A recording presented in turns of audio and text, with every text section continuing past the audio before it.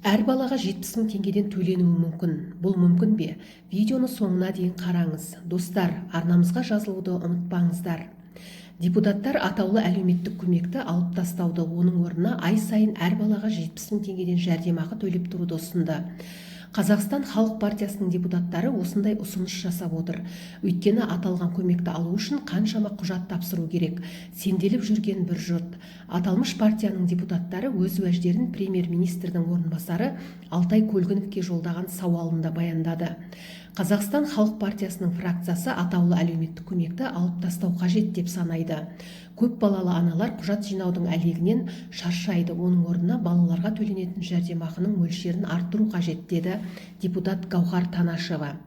Депутаттардың есебі бойынша, егер аталған мәселе шешімін тапса, 4 балаға берілетін жәрдемақы 280 мың теңгені, ал 2 балаға 140 мың теңгені құрайды. Ал дәл қазіргі уақытта 4 балаға төленетін жәрдемақы 55 мың 340 теңгені, яғни бір балаға айына 13 мың 826 теңге ғана беріледі. Басына тартсаң аяғына жетпейтін қаржыға 4 баланың жыртығы жамалады деу күлкілі емес пе? Депутаттардың айтып отырғаны әзірге ұсыныс қана, оны үкімет бекіте ме, бекітпей ме уақыт еншісінде.